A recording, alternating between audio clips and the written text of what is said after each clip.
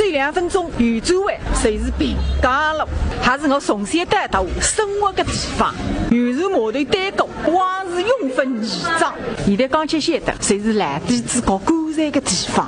看看那个装修，但是真的有点像的。一旦讲上所有的物事，只能看不能摸，实在挨不了，米饭品尝在口气子。芡实街里没鸡蛋米，桂花街里没桂花，榴莲树里没榴莲，前走去还只有多脱个粉，才能拿抬眼落进。还有乌来自家的皮夹子，大把土带动，想吃脱一根，再一看，膝盖毛8块，你留下的毛5块，拜拜。爸爸，你真的3元出天的，还有啥出来白相1万发大概？那个你不懂的，我是侬爸买个机会，让把拉事业单位退休的人。看看清一色的水工制造，大家侪把子买飞来不及做噶。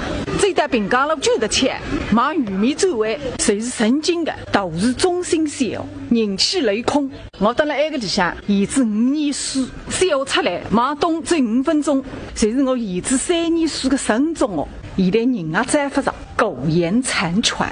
从省中出来，儿子南大之家往北走，狗家花园，我神经的托儿所。哎呦，现在门带开了嘿呢！我说这里是不是古建筑保护啊？在装修啊？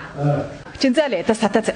那个地方是建设，一格山2面是空间的地方。天津角落头还有个汤汤班，50年过去了，整整半个世纪。狗少的讲故居。据说是近代历史学家，能够在那里个屋里向上幼儿园，这还讲是历史的弧线。对这一大个圈子，也从97走出来，再往南走，嘿，走一波。3个里主持，带一个莫名其妙的女人，在那里向一台黑狗鸡尾走，后来晓得是个神经病，生生发来。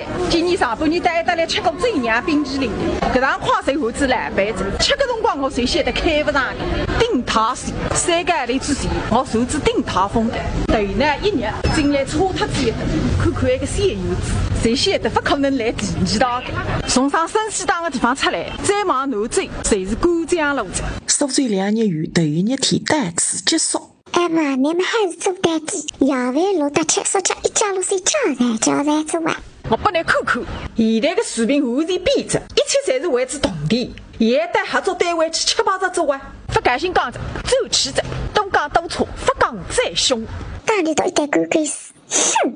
搿种你们这配保姆革命样板戏人来看，那么一张把子想法出来噻。小红书